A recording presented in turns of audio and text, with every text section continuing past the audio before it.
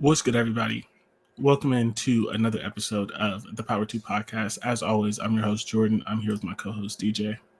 Yes, and if you're on the YouTube, you might be able to see our boogers because these cameras are close as hell. Come on, But relax. You don't got to start the show out like that. I always have to have an unhinged thought to begin us to start us off. At least I'm not talking about cups. I still need those cups. I know. It's been a week, as you are aware of. So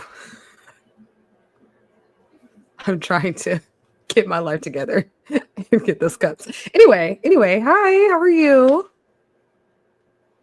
I'm tired. I don't know. We need to stop doing this show so late because every time I sit down to do this show, I'm exhausted. And it's because I be trying to do things on Sunday. You know how a Black household is. You relax on Saturday and then you do your chores on Sunday. See, Is yours opposite? Yours is Yes. opposite. I grew up in a very, very Christian Episcopal.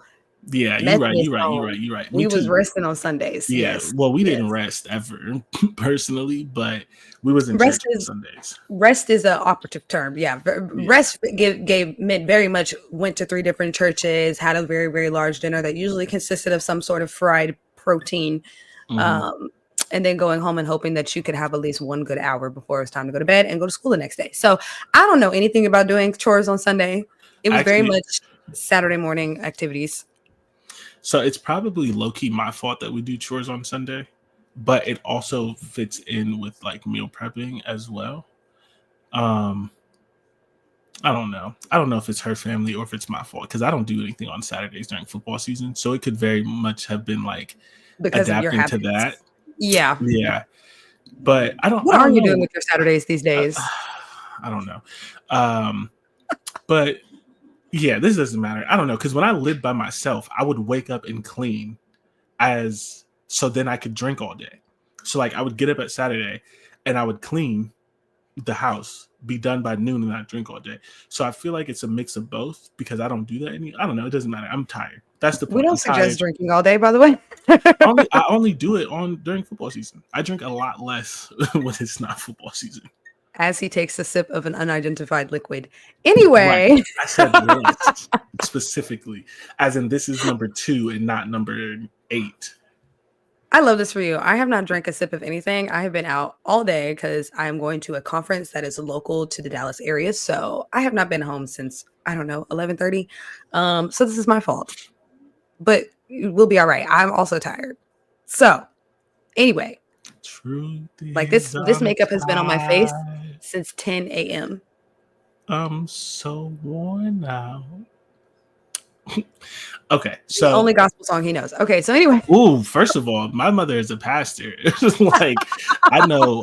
Just I have a discography's worth. Yeah, I know a lot just because of my personal decisions. I have a lot of knowledge back there. Yes. Train up a child in the way that they should go. No, I'm don't. Yeah, that one turned out to be a lot. Listen, we might be like Marvin Sapp. Maybe we could just rally up some folks, lock some doors, get some money. Please tell me you know about that. I do. If you guys are unaware, this was going viral on Twitter last week. Never would have paid it. Amen. He saw the finances in me. Amen. So basically, Marvin Sapp was leading a service and was imploring the members of the congregation close the doors. Well, he didn't ask the members of the congregation to do that, but he was asking them to make donations. They were trying to raise $40,000. I don't remember what it was necessarily for, but they were trying to raise $40,000. He also was saying that any donations, they had to be at least $20 to $100. Like they said, keep your change and keep your $1 bills. And then he said he want them to close them doors and lock them. I said close them doors. And in all my years in all the churches that I've ever been to, I do not think I've ever seen a pastor go as far as closing the doors. Although some people on Twitter were saying that was very common in their churches. And I would like to tell you all that y'all were being bamboozled and abused. But anyway, moving right along. We can't have a long silence right there. No, we can do whatever we want to. This is our podcast. Period. Never would have paid it. That's all I know. Do you want to do the news? This is your news. Yes. Oh my goodness. So speaking of, this has nothing to do with church. Actually, this is the opposite of church. So There's an NFL star who me and Jordan were actually very confused as to whether or not he was a star, named Kalen Saunders, who announced this week at the GLAAD Awards that he will be launching an LGBTQ friendly youth football camp. And I am absolutely obsessed with this for multiple reasons. Number one, obviously, as a member of the LGBT community, I love advocacy, period. As a member of 3 marginalized communities at one time, female, Black, and LGBT, I love when people are like, hey, I want to support your community, because it is very difficult out here. What I really love about this, though, is that, number one, there aren't any camps that are like that. Let's be honest. Football is a very I'm men, we men, type of sport. So it just, it is. And that's what made Michael Scott such a big deal when he came out of the closet in the early 2010s or whenever he came out, being the first openly gay NFL player. And there really hasn't been many more since then, because the sport is not very inclusive. And it is what it is. Like, we understand how culture works. We understand how patriarchy works. But I love that there's a need that is being seen, because there are plenty of LGBTQ athletes who enjoy football, who want to play football, but may not feel safe being able to participate given the culture. And I love that he is like, okay, well, I'm going to make this safe space for you guys. And what I love the most about it is that he himself is not a member of the LGBT community. So when you're talking about advocacy and support and allyship at the highest level, to me, being an ally truly is looking and saying, I have the privilege that some of you guys don't have, so I'm going to create space for y'all. Period. Now, of course, there's a lot of like connections being made, because he does have a gay brother. His brother's name is Cameron Saunders, and he is one of Taylor Swift's backup dancers. So a lot of people are creating a through line there that he's been very openly supportive of his brother, and the fact that he's gay. And so, they're creating through lines. But at the end of the day, the young little gays are going to get their own football camp. Speaking of supporting members of the LGBTQ plus community, what is Shorty's name on the links? Courtney what? Is it Williams? Mm-hmm. That just sounded too regular, but that is her name. Her name is Courtney Williams, yes. Yeah. Courtney Williams has a new podcast, and it's called Her Daddy and Her or something like that. Oh, Her Dad and everything. Or Courtney's Dad and Her. It's a play on the fact that he essentially introduces himself as Courtney's dad. She's like, what's your name? Is Courtney's daddy. So it's like something like Courtney's dad and hers, Courtney's daddy and her, something like that. But I just saw like a clip, and it was just the clip that they posted was how she was just saying how thankful she was for him, because she was like, you see a lot of fathers supporting their sons and when they're athletes and things like that, but you don't see a lot of Black fathers supporting their gay kids. Daughters. Yeah. But their daughters in general, but specifically their gay kids. And she was just talking about how like she's like, you ride for me like LeVar Ball and all of them, like you two. He's like, yeah, my name is Courtney's dad, like whatever. So yeah. So oh my God, I love that. Okay, I'm like, what is the podcast called? Like, what is I'm looking for? It's some play on like Courtney's dad and her, Courtney's daddy and her, I think is or what something like that. Oh, that's what it's called. It's called Daddy and Her. Courtney's Daddy and Her. Because that's how he like introduces himself. He's like, yeah, I'm Courtney. He does.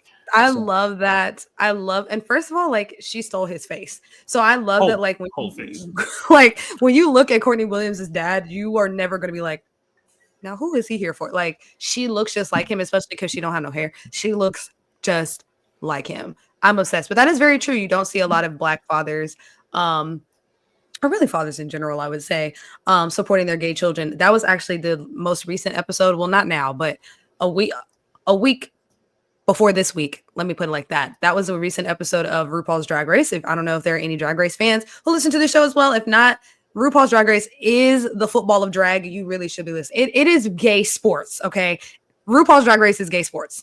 So there was an episode where they brought the competitors' dads on to get put into drag, and one of the queens who's left is Black, and they brought her father, and he did like multiple sentences in prison, like very like hardened Black man, but like was there with her, crying with her, put on the drag, like was super, super supportive, like was very open about the fact that he was never like He's always been supportive of her, always loved her, knew she was gay from a young age, like all of that. And it's like, that's the type of stuff that you just really love to see. Like a father validating his child, no matter girl, boy, whatever, in their gayness, because a lot of gay people are never going to get that. So yeah, it's lit. I love it. I'm excited. I hope that this is a successful venture. And I also hope that like people don't make it weird. Like, I hope people are not like, oh, I can't go to the camp because I'm not gay. Shut up. Yes, you can. Shut up. It's because it's to make everybody feel safe. So if you don't feel safe, I mean, don't go. But like, don't be weird. I feel like people start making stuff into a thing and being like, oh, you're leaving out the straight kid. Shut up. I don't want to hear it. Respectfully. And there you have it. So we're going to take our break here, but I will tell you, we're talking about women's basketball. Surprise, shock, ooh, ah. So if this is not the type of show for you, we'll be back next week and we'll be talking about football. But the championship game happened today. I just give you a warning now. So we will catch you on the other side of the break. This is also a reminder to please give us a follow on YouTube at Get Defensive Sport Network and follow us on Instagram at Get Defensive Sports Network and follow us on TikTok at GD Sports Network, and follow whatever Danae's TikTok is because she's doing sports content on Gang, and we'll be back after the break.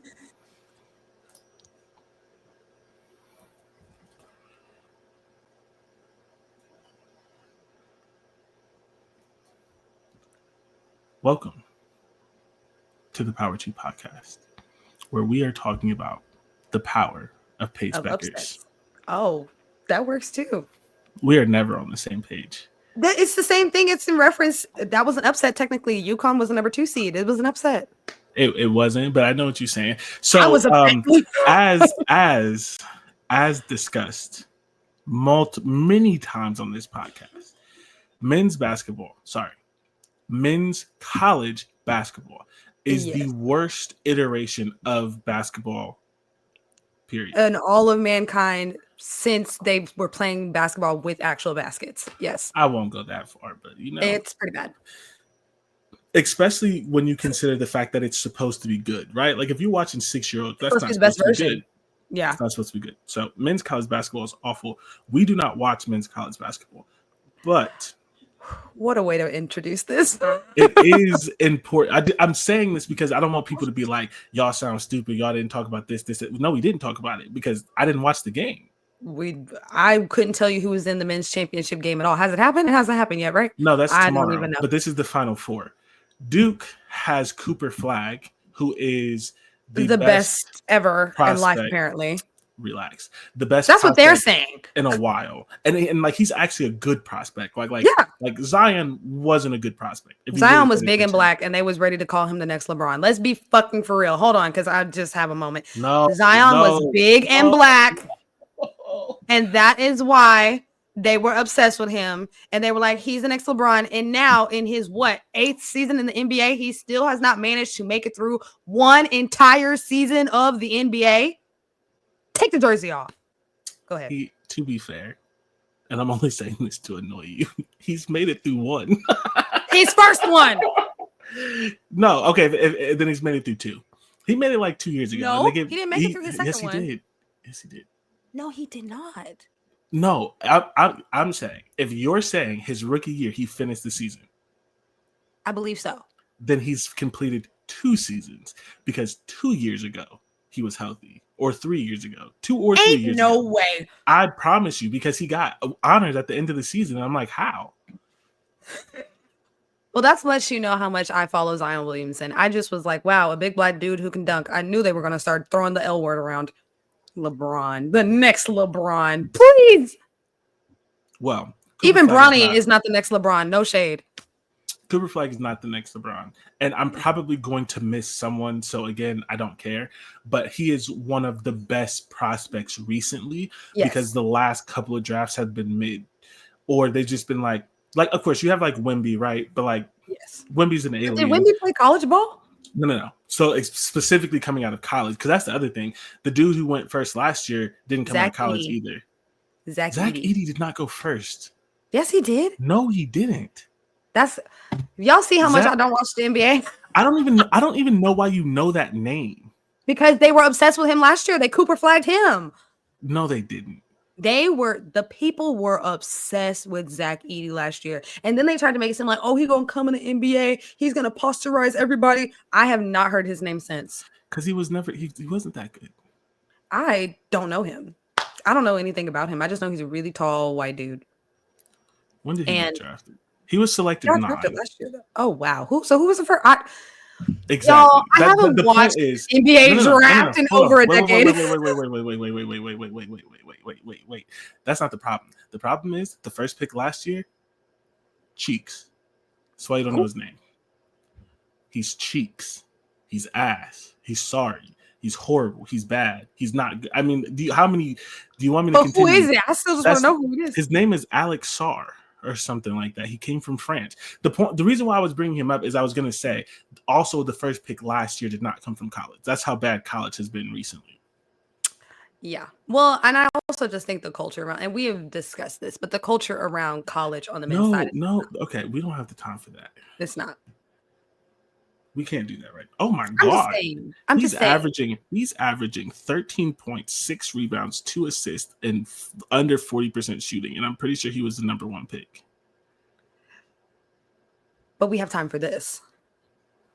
No, you were going to continue. I know how you get in. I was not. I was just saying. I was going to say something. All I was going to say was it's not great. This one and done stuff. I'm bored. I don't know who any of these people are now. Look at us. We don't even know who the picks were last year. I know him because he's Cheeks. Exactly. Okay. That is not. So. Anyway, there was a very big upset that occurred.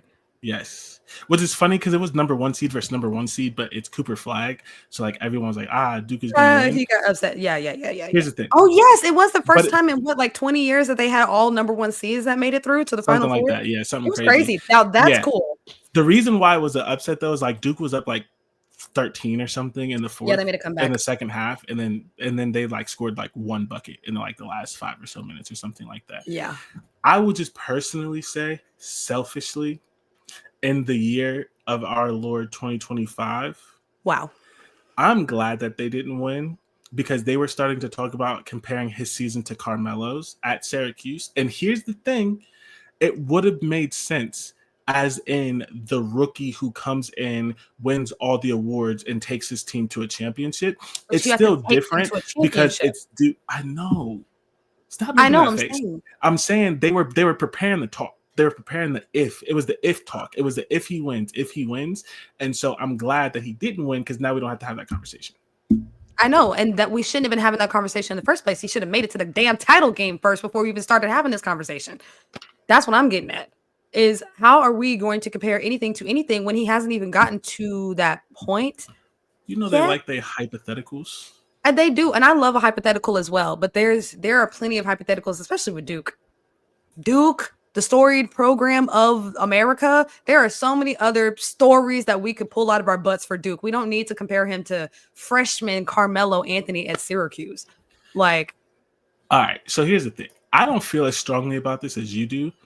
Because it is comparable if he would have done it. Because they would. But the point is, it's not a bad hypothetical to say. Yes, it is. If you're doing it 1 game early, that's the commentator curse. That's why you don't talk about this stuff before it actually happens. Well, I'm glad that they talked about it because it didn't happen. You're just acting like it's just like the craziest thing in the world to do, and it's like that's how sports work. We did it with if Patrick Mahomes wins a 3rd straight. If like the if in sports is the whole thing. I understand, but they could have at least waited until he actually made it to the title game. To me, we knew that old boy was going to be in the Super Bowl, so then we started talking about it. I know. That's what I'm saying.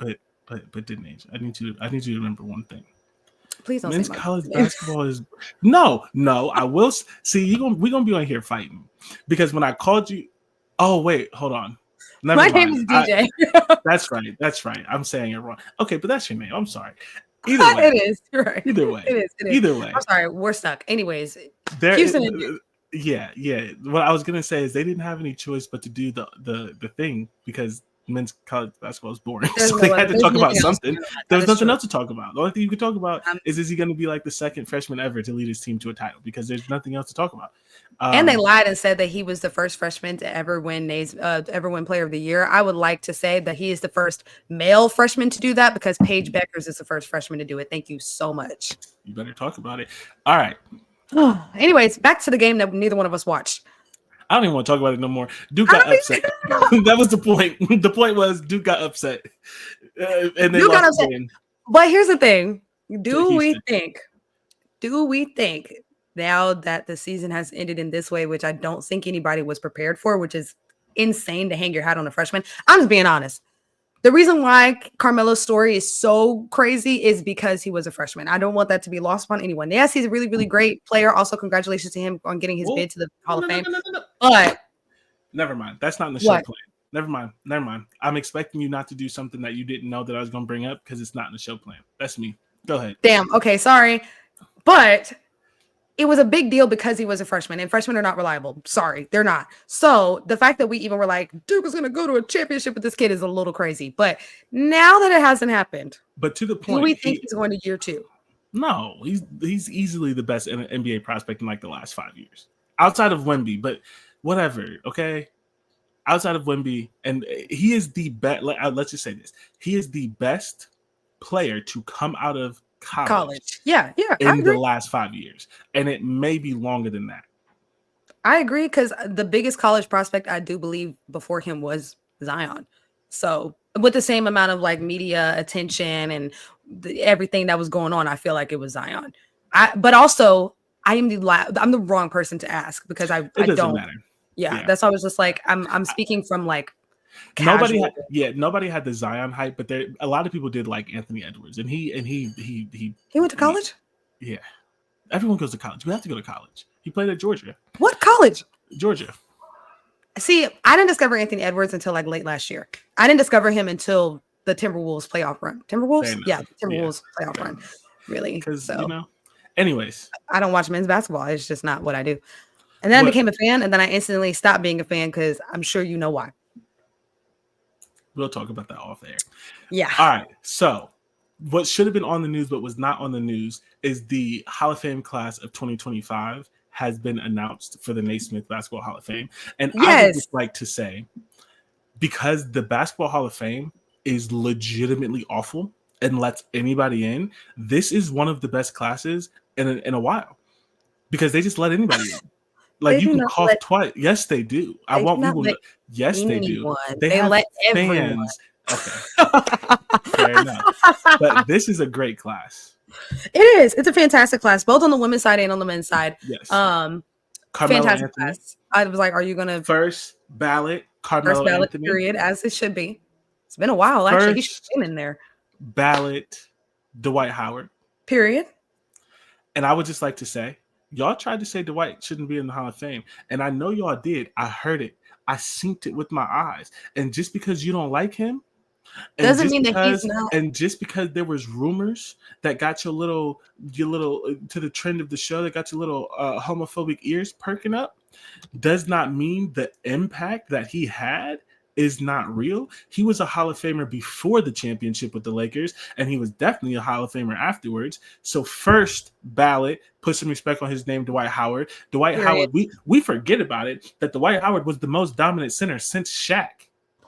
Like we forget about it. Like we forget what Dwight was doing. They called that man Superman for a reason. Like we forget what Dwight Howard looked like. Like don't play around. He's an NBA champion, 8-time All-Star, 8-time All-NBA team honoree, 5-time All-Defensive Team member, and 3-time Defensive Player of the Year. He played basketball for 17 seasons. Stop playing. That's a Hall of Famer. Thank you so much. You know who else is a Hall of Famer? UConn legend Sue Bird. Sue Bird. I love this. Her first year out of retirement, and they were like, they were just waiting on her to retire. They were like, go ahead and put that ball down, girl, so we can put you in the Hall of Fame. You know who else is? This isn't her first year. You have to do 3. She's been out of the WNBA for a year. Because she retired in 2023. It's like after the 2025. 2023 season. So it's 2 years technically. 2 calendar years, but she's only been off one season. She's only been out of the WNBA for one season. Okay, whatever, Yeah. dog. I don't know. The NBA, nobody knows what the Basketball Hall of Fame rules are. You know who else? You know who else is a Hall of Famer? UConn legend Maya Moore. Period. Took him long enough. I still hate that she retired for that man. I know. But it's fine. It's not fine, but it happened. They love each other. I guess. Whatever. You know, they're doing prison reform or whatever the case is. Whatever. Not whatever the prison reform. That's something that's very important to me. But like, whatever. They are doing prison reform. That is actually happening. That's why she quits. Yeah. That's a real black woman right there. That's a real black woman. To say I'm going to quit playing basketball at the highest level. It is a real black woman because black women love to date down because black men don't meet the standard. And this is not on black women. This is on black men for not meeting the standard. But I know a lot of educated black women. Okay, so next on the ballot, because I'm not doing this. Sylvia Fowles. Legend. Absolutely. I'm not reading no one else because I don't care about referees. I don't care about nobody else. There's referees? LOL. Yeah, there's other people. We just don't care about them. Oh, is it that one who kissed, what's his name? Charles Barkley? I don't know. I don't care. Don't worry. So the Hall of Fame class. I do have a thing though. You know who else is a Hall of Famer? LeBron James. Do you want to know how he's a Hall of Famer? Because he's on the team. I don't understand. What does the Basketball Hall of Fame do? How does a team get in the Hall of this? It feels like UFC. Like UFC, you can get in the Hall of Fame as a player, but also like a fight could get into the Hall of Fame. So like if you have like a really crazy like fight, like this fight, like Jordan versus Denasia in 2025 is in the Hall of Fame. And this is what this feels like. And maybe they've done this before. The Basketball Hall of Fame is stupid, so I don't pay attention to it. That's crazy. So Carmelo is a 2-time Hall of Famer. Technically, because he's getting it and he's getting it at the same time. And Dwight was on the Redeem team as well, I think. So he's also a 2-time Hall of Famer. And maybe he's not. But Dwayne Wade's a 2-time Hall of Famer. Kobe Bryant's a 2-time Hall of Famer. LeBron's going to be a 2-time Hall of Famer. And I'm just like, I didn't know they put teams in. I'm going to have to look that up because I was very interested in that as well. Because basically that means that they are inducting Kobe, Jason, Dwayne Wade, which I think Jason Kidd, Dwayne Wade, which I think they're already in. LeBron James, Carmelo Anthony, Chris Paul, Dwight Howard, and Chris Bosh, and Mike, and Coach K, which I believe most of everybody is already in the Hall of Fame except for LeBron and maybe Chris Paul because they're still playing. Right. And then you have players who are not going to get in the Hall of Fame like Michael Redd, Carlos Boozer, Darren Williams, and Tashawn Prince.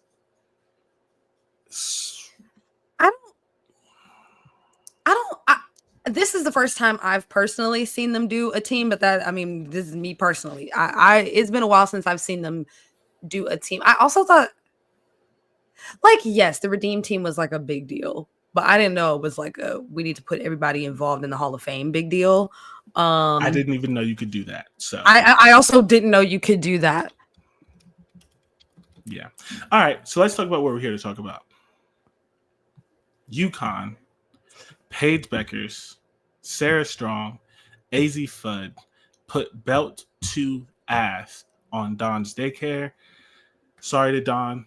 Sorry to South Carolina. I know. Love them, but they'll be back. This is one of the few players who could get me to root against Don Staley. And it was only for one game. Don, please forgive me. Please forgive me. I was listening to you when I was in middle school and I shouldn't have been, like, please, but I had to. Paige needed one.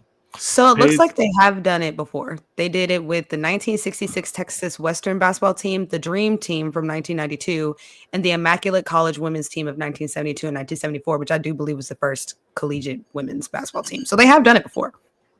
I figured they couldn't put this team in and not put the Dream Team. Have a precedent. Yeah.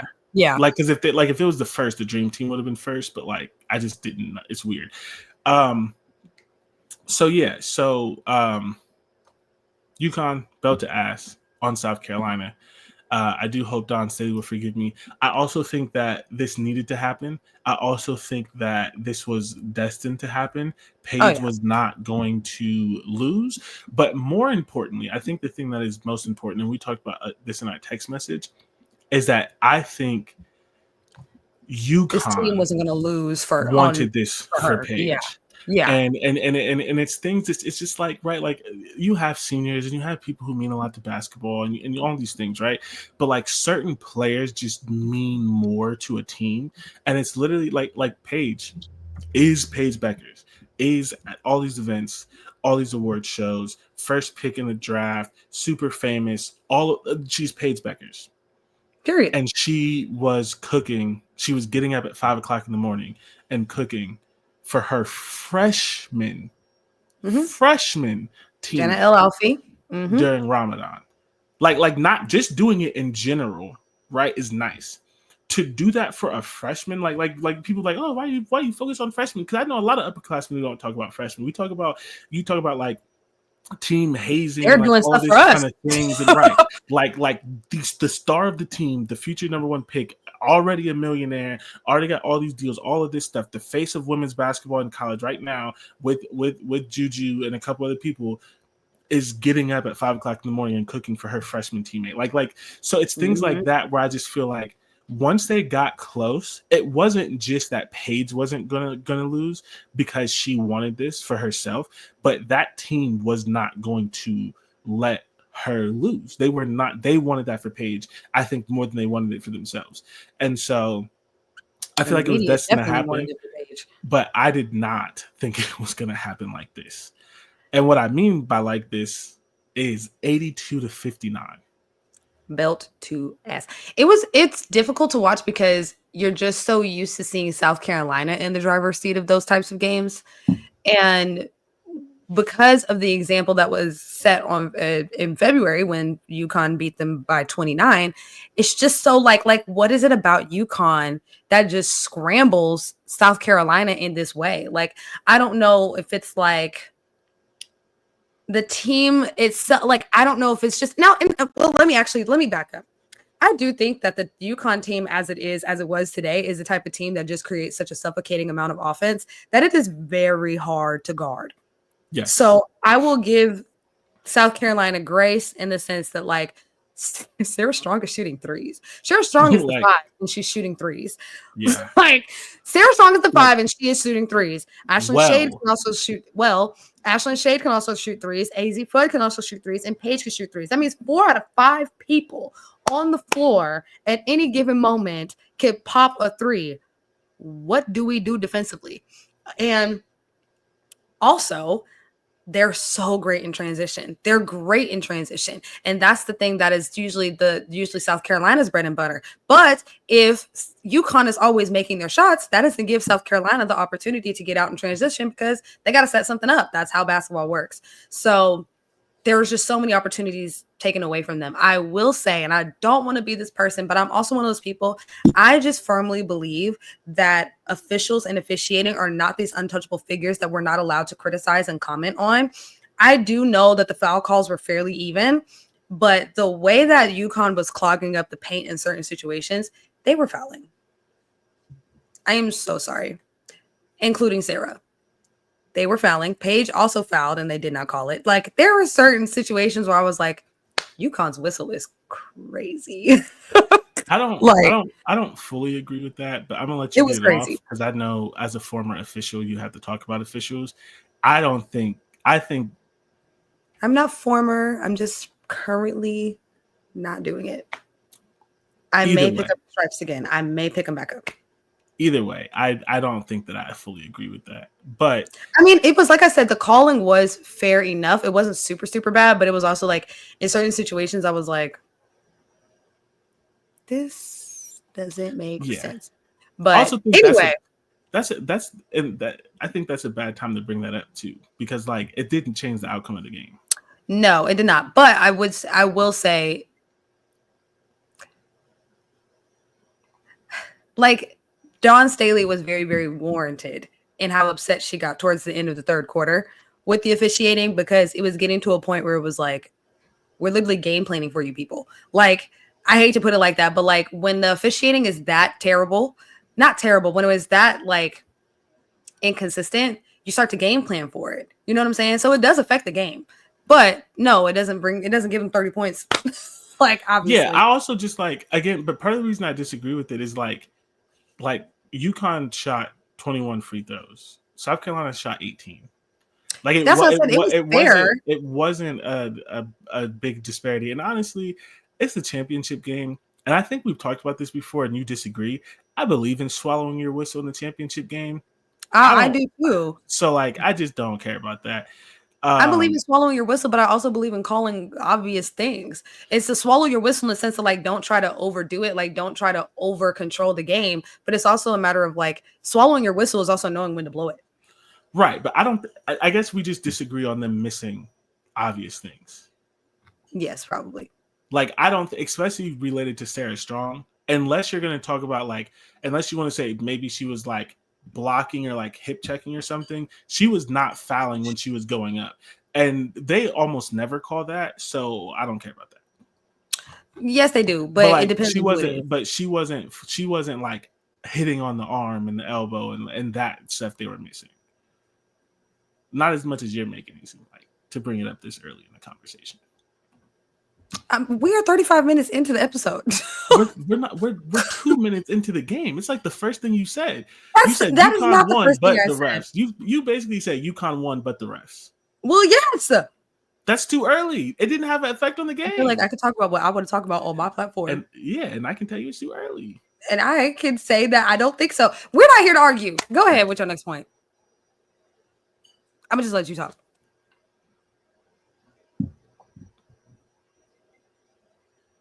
We can stare at each other. It's real awkward on an audio platform, but you know what I'm saying? I'm just saying, since I'm talking about shit too early, go ahead. Hey, you know. I was giving my thoughts. Those are my thoughts. I'm just saying. Yeah, when we're celebrating Paige Bueckers, you got to rearrange your thoughts. Actually, I'm just kidding. I don't care that much. DJ, question. Yes. Because you love to talk. Don't do that. I just said yes. I don't like the way you said it. All right. So hear me out. Okay. As someone who firmly believes in the Candace Parker curse, I saw this on TikTok today. It is Candace Parker, right?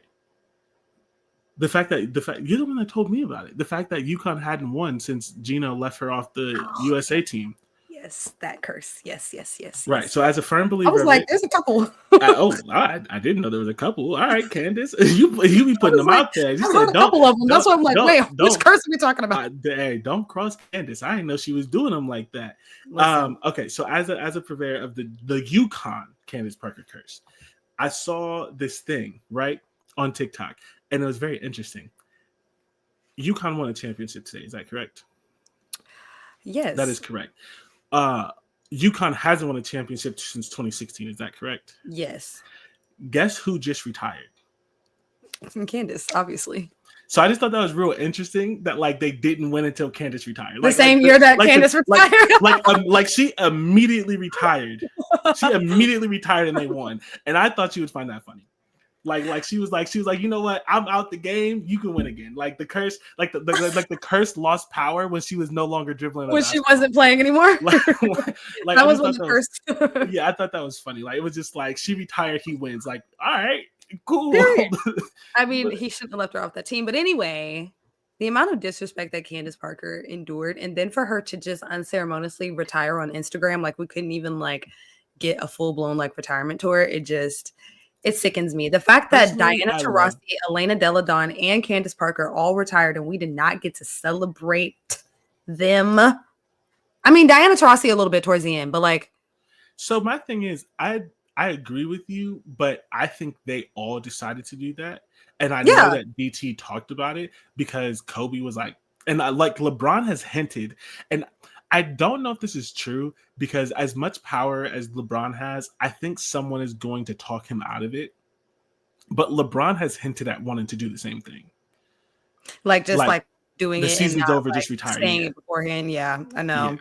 And I hope he does not. But he has it's pros and cons. There's pros and cons to both. Yeah. Like, because I would also. Go ahead. No. Oh, I was just gonna say, I think I would also be irritated if I was like, it was known that I was retiring. So then, like, every away game is like this big deal, and they're doing tribute videos and all of that. Yeah. Like, that would be too much. So I get it. And that's what they've said, because they've seen other people's, and it's like, ooh, yeah, that's a yeah. lot. Like with Sue Bird, I was kind of like, yeah, me personally, if I was LeBron, I would announce it after the All-Star break, so you don't have to do it the full season. Yeah, but you get the last couple months. Yeah, I don't know if I want to do it, because then, like, if I'm trying to like make a postseason run, I ain't got time for everybody to be crying. But then in that case, you're just not going to do it at all. Well, I would do it like. So it's either, that's the thing. It's like, hard, right? Because it's either the full season or it's the middle of the season, or it's like you wait until you make it to the postseason and then you. But if you don't make it to the postseason, well then. It was fun. But this is LeBron James we're talking about. How many times has he missed the postseason? Like twice in his 22-year career? This is LeBron James who's playing with Luka Doncic. He's not missing the goddamn postseason. Be fucking for real. Excuse me. Unless everybody on the Lakers breaks their legs except for them two, and I still think they can make it. I don't want to hear it. Respectfully. And they got Austin Reeves just shooting the leather off that ball. Hey. Yes, I am watching the Lakers right now. I have been watching Lakers. I have been watching the Warriors. And yes, I did watch LeBron and Steph go band for band the other night. Both of them dropping over 33 points. I don't remember who ended up with more at the end of that. I think Steph did. But 56 times those men have played each other. Crazy. 56 times. Yes. So. The legends. Another legend in the making. Sarah Strong is one of the best basketball players I've seen, and it's crazy. Amazing. It is so crazy how like this just keeps happening, like for multiple reasons that we can't get into. We're in this boom of women's basketball, but I also just think like there is a level, and I want to be careful how I say this, because I don't want to accidentally fuel the fire of like the women weren't good at basketball thing, because that's just not true. It's not. So let's not even start. But there is this kind of like thing where it's like the last 4 or 5 years, why have they been so good? Because especially compared. No. We're talking about like the level of generational players, because like they're not generational players on the men's side and they're being promoted. That's separate. Like we're talking about because they're men. But okay, we live in a patriarchal society. Oh my gosh, I get the point. I want you to listen to me. I'm listening. I want you to listen to what I'm actually saying. I'm disagreeing with what you're saying already. Go ahead. I know, but I don't think you're listening. Okay, hold on. I'm going to let you make the point for me. In the last, let's say 8 years, has there been better prospects back to back than Juju and Sarah Strong back to back? Like, I mean, literally, not even that. Just last year alone, we're talking about the how good the freshmen were.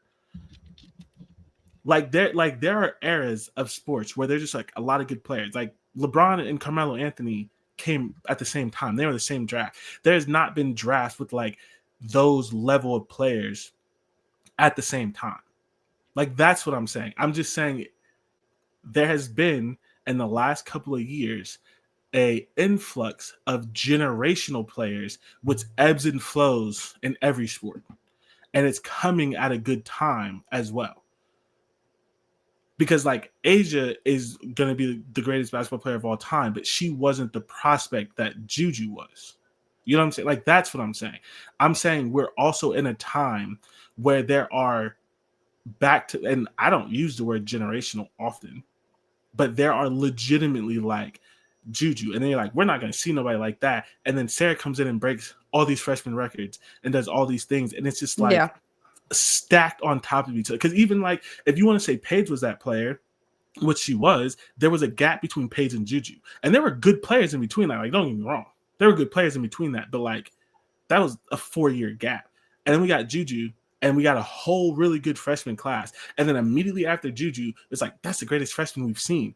We get freaking Sarah There's Strong. multiple freshmen in that class that are really good too. That's what I'm saying. That's why I'm like, I'm trying to like I'm not saying that women weren't good at basketball. That's dumb. I'm saying there's been an influx of like low-key generational talent in the last 2 classes. And I don't know how to wrap my mind around that because I didn't think we would have a freshman like Juju. And then we got Juju, but a center. And that's unfair. Like that doesn't make any sense. Like that, like we have there's 3 more years of Sarah Strong. I'm trying to look it up while we're talking because yes, I think there's I think it's twofold because I think that there have been a lot of players who have been super, super good. The thing about it is though, we had no parity in women's basketball. So a lot of the top prospects were going to the same 4 programs. You know what I'm saying? So there wasn't like we would see these top prospects come out of college, or excuse me, high school and be like, wow, she's really good. And then she goes sit on the bench at Tennessee for 3 years. You know what I'm saying? So I feel like there's a lot more like spreading of the love. Like a prospect like Juju realistically should have gone to a UConn, should have gone to a Tennessee, should have gone to a South Carolina, should have gone to a school that was more of a quote unquote dynasty. She decided to go to the school that she always wanted to go to since she was a kid, which is Southern Cal. Now, granted, Southern Cal was good at one point, but that was when Sharon Miller was still playing basketball and the WNBA did not exist, right? And so she didn't pick one of those blue blood programs where she was going to sit on the bench. She picked one where she was going to be a star. I think that's a lot of what's going on too. Like you have a Flau'jae Johnson playing at an LSU. Now, granted, LSU's stock went up when Kim Mulkey became their head coach. But before that, I don't know what was going on down there. Like, yeah, they had Simone Augustus, but Simone Augustus has gone to the WNBA, played in the WNBA, retired, been inducted into the Hall of Fame, and now is back as an assistant coach since then. You know what I'm saying? So I'd have to actually look up the classes, but I do think a lot of it comes from these recruits actually just being spread out. But I will say, yes, it does feel like, oh my gosh, there's so many good women coming into the game now. But I would argue it's because we're just paying attention. So I hear that, and I think that's a good counter. I disagree, and I will give you an example of why I disagree. So the 2020 class. That's one of the best classes we've ever seen. Yes. Angel Reese, Cameron Brink, Caitlin Clark, Camila Cardoso. Amazing class. Mm-hmm. None of those players are Juju. And they're all stars. Like, they're all good. None of them are Juju. Like, that's what I'm saying. Are we overinflating Juju a little bit? Because are we? We might be. Maybe. Okay. We might be. Because the thing about Juju, and I want to be very, very clear. I want to be very, very clear. I have watched hundreds upon thousands of hours of basketball. It is my favorite sport. I played it for many years. I'm probably still playing it today if my knees would allow me. Juju is amazing, but she's also amazing because the entire offense is built around her. Not every player gets to have that particular experience. She would be good as a wing guard as well. She would be good as a small forward. She would be good in a lot of areas because she handles the ball well. She does what she needs to do. But I do think the way that she is positioned at times can make her look so much better than like she actually is, because she does have a level of clumsiness to her game. She also has a level of she can get a little sped up sometimes. She has like there's things that it's like she's really good for where she's at. I'll put it like that. Kind of like Cooper Flagg. Like he's good for an 18-year-old. But I'm sure he'll be better when he's 30. You know what I'm saying? Like she's good for where she's at. Now I'm not going to sit here and trash the girl because that's not what I'm saying. What I'm getting at is I think like but so kind of the same thing with Caitlin Clark. Like Caitlin Clark was able to score as much as she did because the ball was always in her hand. I disagree with that. The comparison, not what you're saying about Caitlin Clark. Oh, okay. Like Juju's actually a good basketball player. No, Juju scores at more levels than Caitlin does. Juju has a deeper bag for sure. Juju came into the game with a lot deeper bag than a lot of freshmen do. I will give her that. And that's the point. That so if we can agree on that, like we'll take generational, we'll take all the other kind of things. If we can agree on that, I'm just saying, after watching Juju as a freshman, I was not then expecting to have another one the next immediately, where literally I watched the Bird and the Sue and Tarasi show. Bird and Tarasi. And as to UConn legends, they were going through UConn legends, and both of them said, yeah, Sarah's probably going to be on that list when she's done. DT doesn't talk positively about anybody. So like that's like there is a level of difference in how Juju came in and how Sarah came in. As like Sarah as an 18-year-old on a team with Paige Bueckers playing against Don's daycare full of 10 like McDonald's All-Americans, the 18-year-old was the best player on the court. So the thing about it is on the women's side, I feel like a lot of the times those number one prospects actually just turn out to be what exactly they are, the number one prospect. Because I just looked at 2023, the number one prospect in 2023 was obviously Juju. 2024 was, I'm sorry, hold on. I can't talk. I can't get my life together. Let me go back. 2021, the top prospect was AZ Fudd. Hello. In 2020, we just named all these people. AZ Fudd is not Juju or Sarah Strong. AZ Fudd is a very, very, very great basketball player. We just don't really have a recent memory of it because she got injured she was injured for most of her time. But she was on they were talking about her the same way that they talked about Juju. They talked about AZ. The next class, 2022, Lauren Betts. They call Lauren Betts is the best center in college women's basketball. 2023, the top prospect was, like I said, Juju. And then 2024, now we have Sarah Strong. The last 4 years of recruiting classes, the top recruits have absolutely turned out to be who we thought they were going to be. I don't disagree. Now, are all of them generational? No, but on the women's side of basketball, when you're a top recruit, that they live up to it a lot more often than the top recruits coming in from other sports. I'll just put it like that. But they live up to it a lot more often. So that's why I was looking at you funny, because I'm like, wait, no, because right. But I think years and years of strong freshmen coming in. Now, granted, do they all pop off their freshman year? Probably not. But AZ Fudd did. Lauren Betts did. And I don't believe, I mean, obviously Juju had a great year. Sarah had a great year. And Paige came in and was great her freshman year too. I know. I literally said that. So that's what I'm like. Because there's a difference. Like there's a difference between Paige freshman year, all the other people you mentioned, and then Juju, and then Sarah. Like there's a level of difference. There's a difference between good and great. I didn't say none of them weren't good. I said you said, are all of them generational? No, I don't think all of them are generational, but they're all very great. Right. But the last two are arguably generational. So getting two generational players back to back is not what I was expecting. That's what I said. I expect greatness from the top prospects, but that's what happens in women's basketball. Do you think Juju's generational? Right now, yes. Do you think Lauren Betts is generational? No. So that's a difference. Do you think Sarah? I don't think Lauren Betts is generational because of how I feel about UCLA. but my thing is, like, I think, and it's funny that this is being recorded and we have to get off of this. We get in these arguments all the time, and you don't disagree with me. You just nitpick things, and it's fine. But you literally are saying the same thing that I'm saying. You said I disagree with you, but I don't think all of them are generational. Well, because I don't think it's fair to say, like, oh my gosh. But I don't think it's fair to say that. It was literally just the last two were generational. Okay, it wasn't your point was generational. Go ahead. Was that not my point? That's not what it sounded like. Go ahead.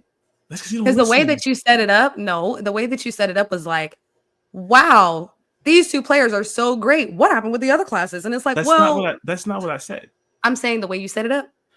No, I set it up that way because men are going to listen to this and be like, I knew women's basketball wasn't good until the last 2 years. I don't care what a man thinks. But that was the disclaimer. Because I didn't know we cared what men thought on this podcast, except for you. Yeah, here's the thing. I don't want my words to be taken out of context by idiots, which is where the disclaimer came from. Heard. The point I was getting at is that there have been very, very great, because again, I would argue, I'm not going to sit here and call every single player that I mentioned generational, but I'm also not going to sit here and say, oh yeah, they were just regular.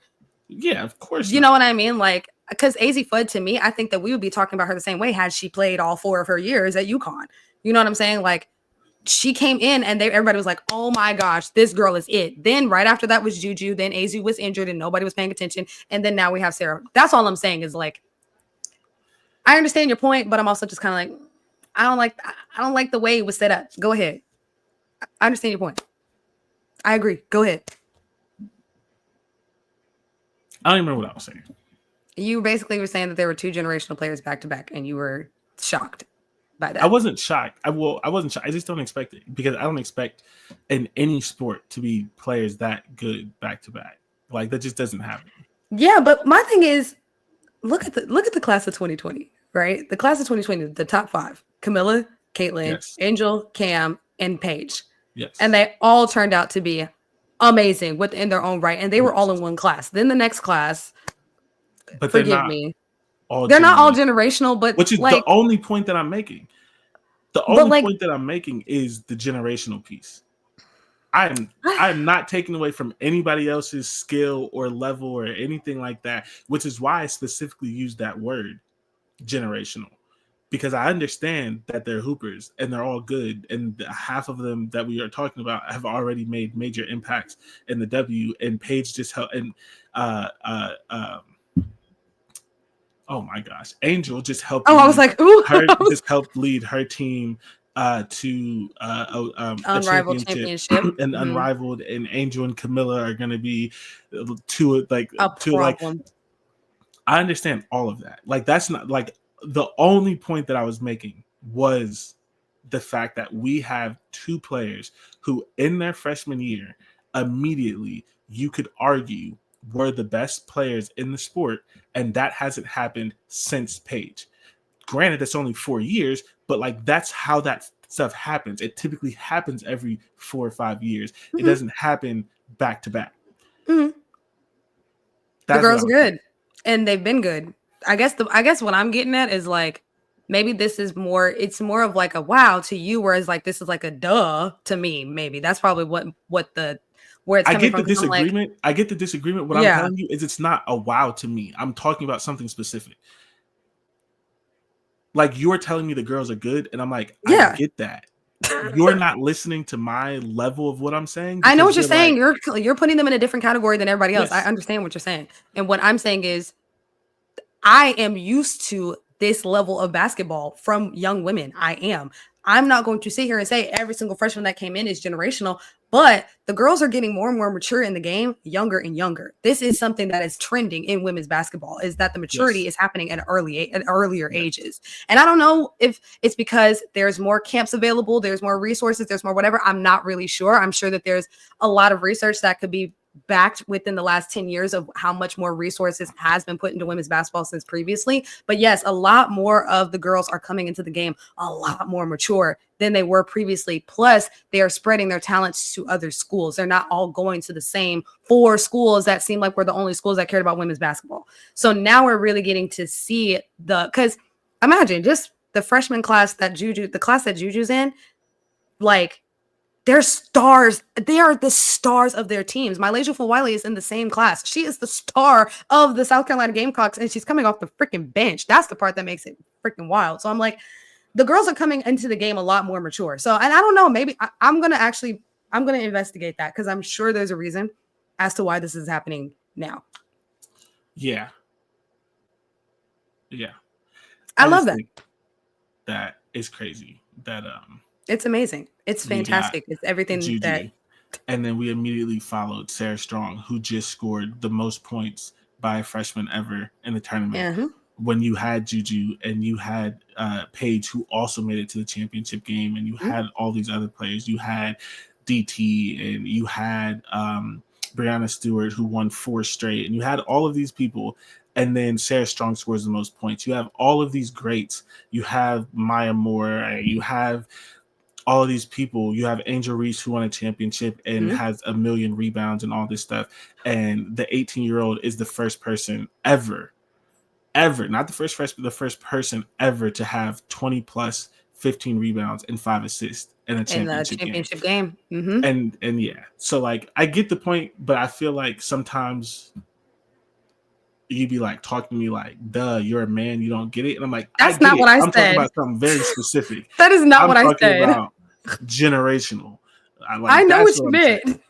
But I get that, but I feel like sometimes you don't, because you be arguing with me and then you be making the same point as me. You be like, I disagree, but I also think that not because all of I them are just don't like generational. when it sounds like we're discounting other like people. Like, I But don't like saying when it that people sounds are like that. yeah, but saying that people are generational is not discounting all the other good women. It's just But they're what I'm saying is, like, generational. Like that's a the category. That's like classes that saying have come through though are like some of the best class, like in general, like since 2020 on. yes. So I would say, I guess the point I'm getting at is like, you're probably going to see this a lot more. You're probably going to see a lot, like, because also Sarah Strong is the best freshman, but like the freshmen in general were balling out of their freaking minds. Michaela Blake's already broke Juju's record for the most 50-point games in a season, right? Because Juju had the record with 1. She now has 2, and she did it within 2 nights. She dropped 52 one night and then turned around and dropped 55, and that's a freshman.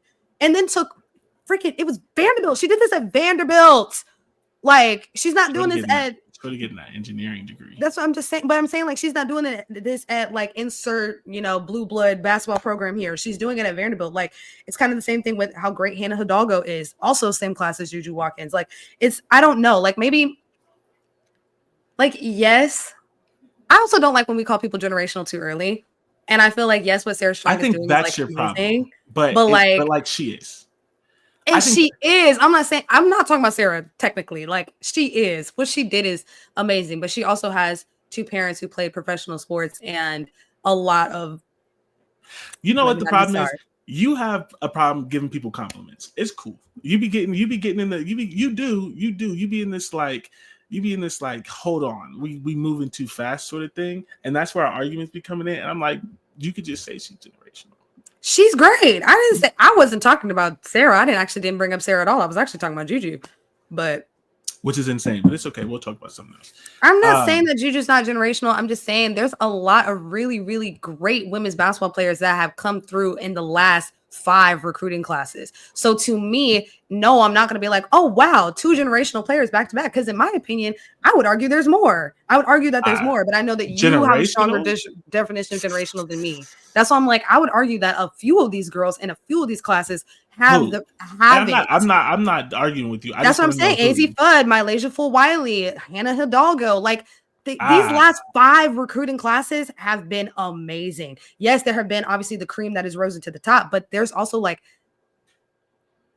they're all really, really good. I guess that's the thing I'm getting at. I'm like, we can't just sit here and be like, oh my gosh, these 2 players, they're so great. When it's like, but look at who they're up against. Like, they're still in the cream of the crop. Like, these girls are really, really good, and they're just a little bit better. Yeah, but that's like saying the whole NBA is good, but LeBron's a little bit better. Like, and I'm not comparing. That's not even. But that's not what I'm saying. But you can watch all these people and recognize that there are some people that are better than others while they're all being. That's good. what I said. That is what I said. I'm just saying, like, I think that there's more than just Juju and Sarah. That's what I'm saying. And that's why I was going through the classes, because I'm like, what? The top recruit in the last few classes have all been arguably, or at least they've been made in the media as generational players, which that's what the media is doing with Juju and Sarah. Now, Sarah, I think, actually has the stats to back it up. Juju does too, but like, again, I think that they were trying to call her generational before she even touched the ball in college. And I think she backed that up immediately. Juju is fantastic. I don't like this argument is making it look like I'm not saying Juju is good, because that's not what you said. I'm just saying, like, of course there's generational players back to back. Women are good at basketball. I said that just to get on your nerves. Okay, let's go. Let's move on.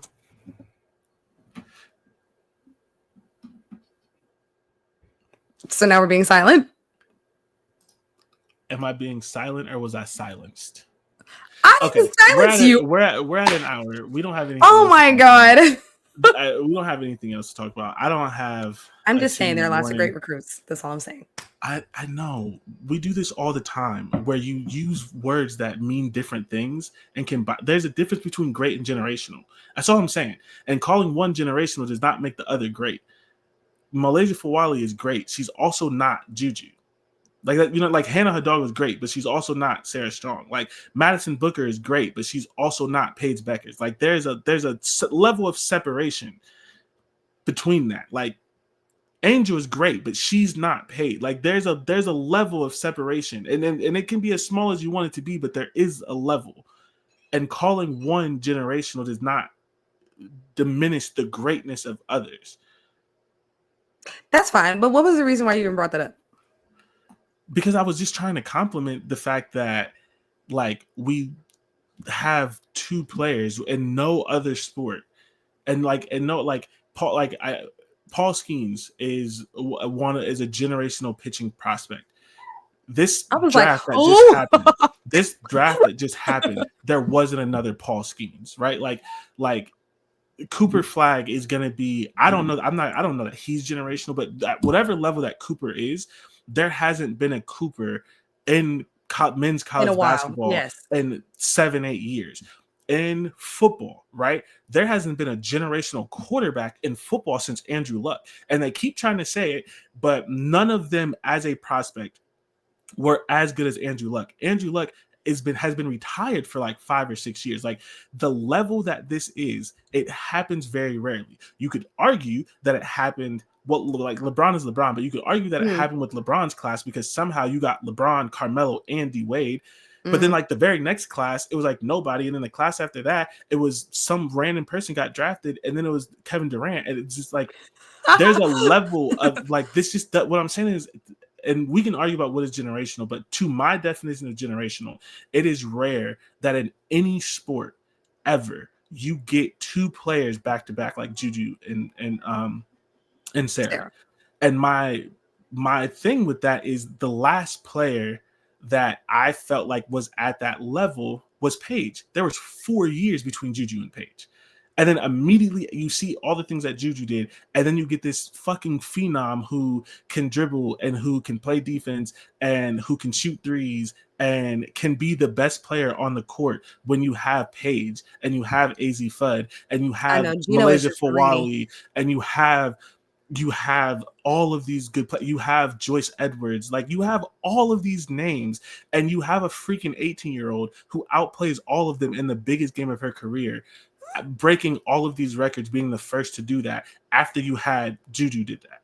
And the difference between Sarah and Juju is that Sarah, I mean, again, she has a better team, especially versus Juju last year, but she won them that championship. She's the only player to drop 20 points and with over 60% field goal percentage and 3 back-to-back games being specifically the Elite Eight, the Final Four, and the championship game. You don't have to make an argument for Sarah. I agree with you.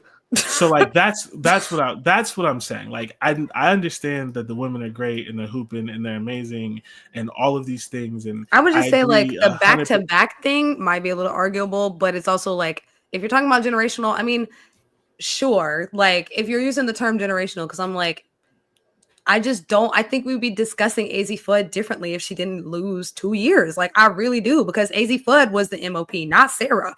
And I don't think we need to diminish what AZ Fudd brought to this team. You know what I'm saying? Like that's the thing. It's like, yes, I understand what Sarah did was great and and she's generational. I'm not arguing whether or not she's not.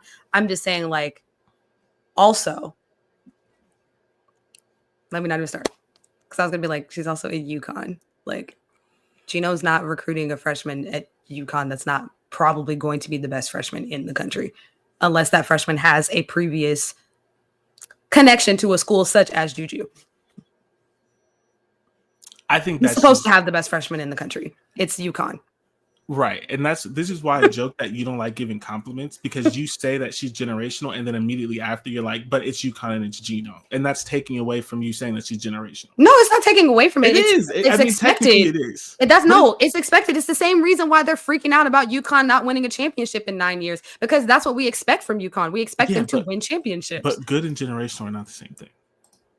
I didn't say they were.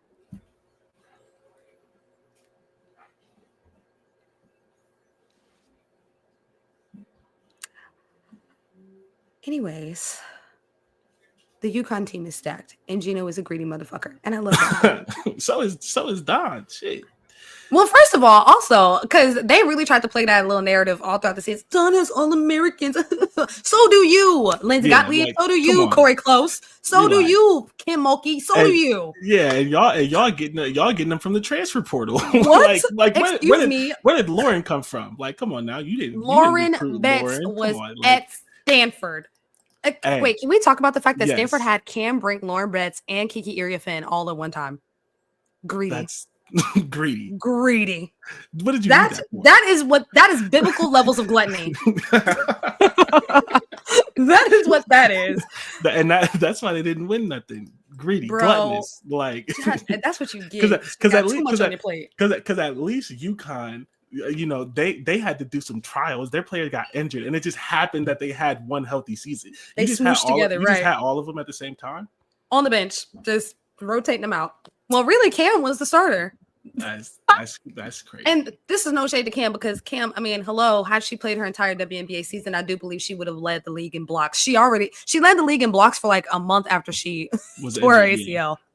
Like, so I'm not coming for Cam, but like, imagine your backup is Lauren Betts, and then Lauren Betts' backup is Kiki Iriafen.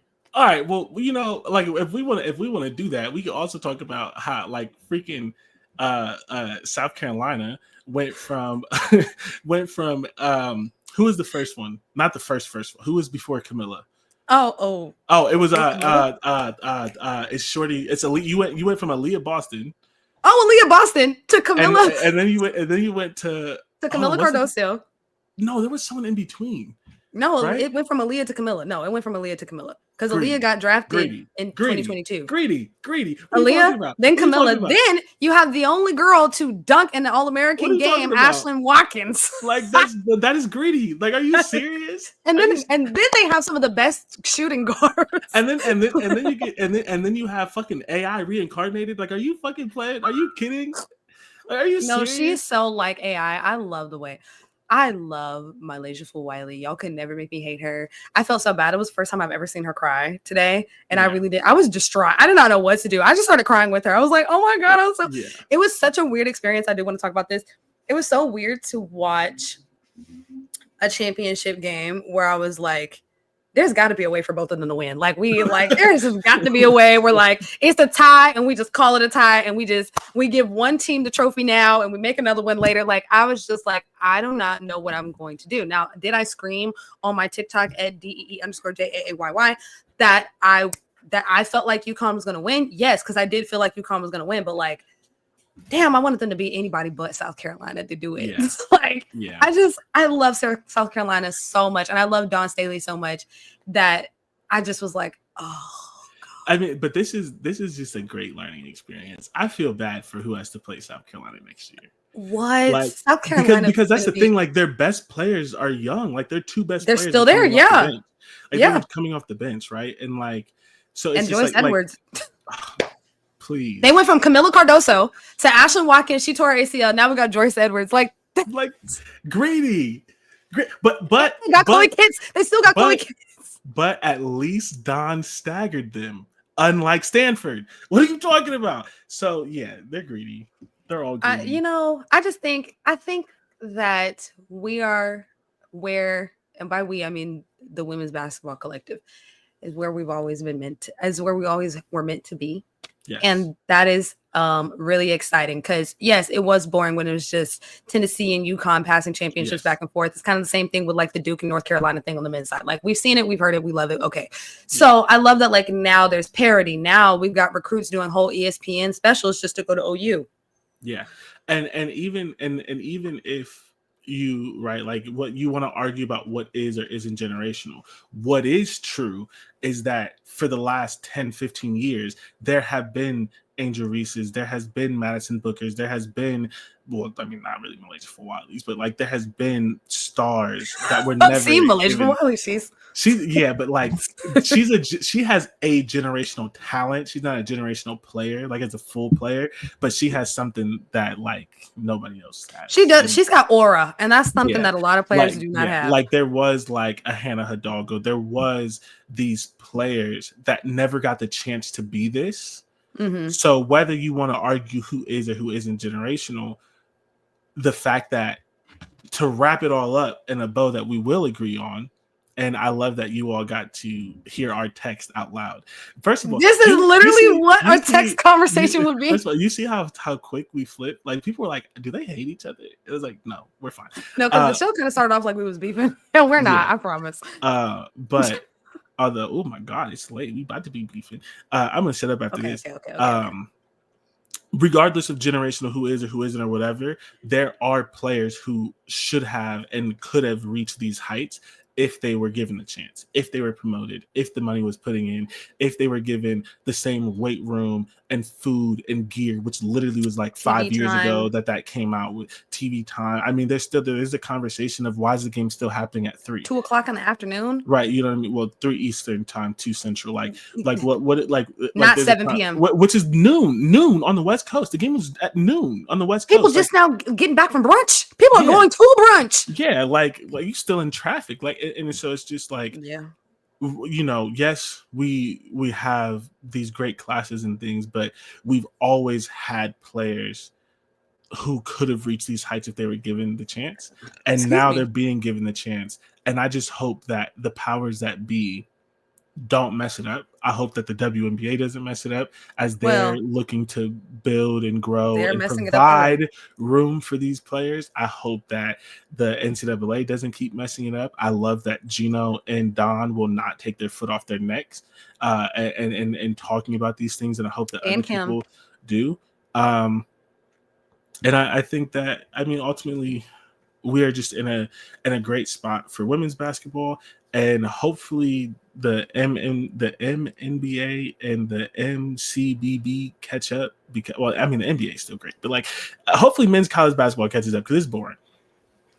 The NBA is only great now because there's actual like stakes associated with each game. I am on the train. Please shave 15 games off this freaking schedule. Right. Shave some games off, because people aren't winning awards now because they're injured and they're out for too many games.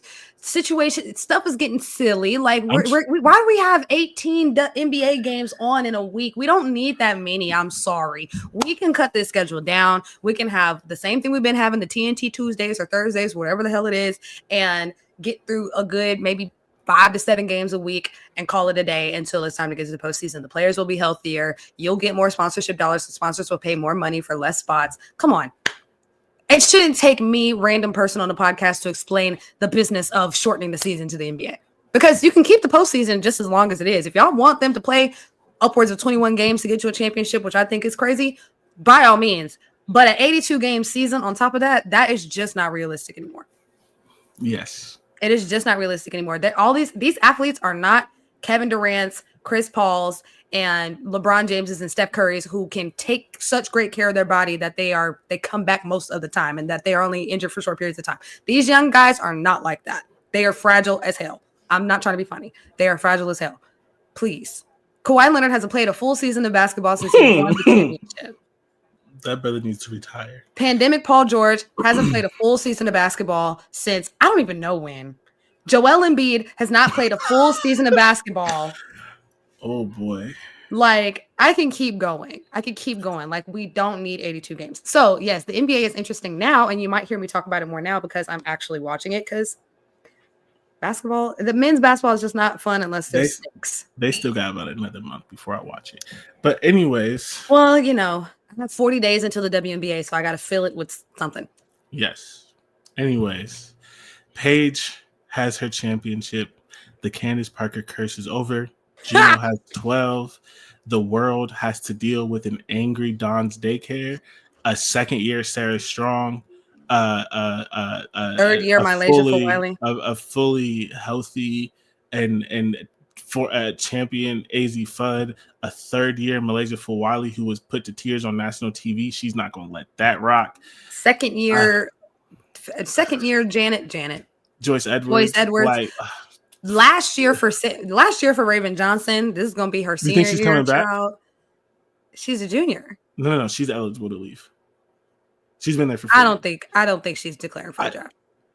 Yeah, I don't think. And the reason why I don't think is because she has won at every single level ever since she picked up a basketball. I think she wants to get another championship, and I think this team that's who cares? She has two. This team that's coming up, I think they could win a championship with this team. So I think she's going to let it go one more year. Also, I really do implore every young woman in college basketball right now, if you have another year of eligibility, use it. Keep it. Use it. and we'll leave it at that. Yeah. That's all. That's all. No, there's a reason for that, but we'll talk about that next week. A little teaser for anyone who actually likes women's basketball. And if you're at this show an hour and 20 minutes in, either you like to hear us argue or you like women's basketball. We didn't argue that long. We will catch you next week. Thank you for listening. Next week, football will be back. We are going to talk about our top 5 SEC conference games, but we are also we are also going to be talking about why so many women cough Faze Johnson, big foe. Why so many women, potentially Raven Johnson. Why so many women, insert the other ones. We'll save that Olivia for next Miles. week. Olivia Miles, which is a huge one. Shock. Projected, little spoiler, little teaser. She was projected number 2 pick, and she's not going to the draft. We'll talk about that next week. As always, thank you for listening.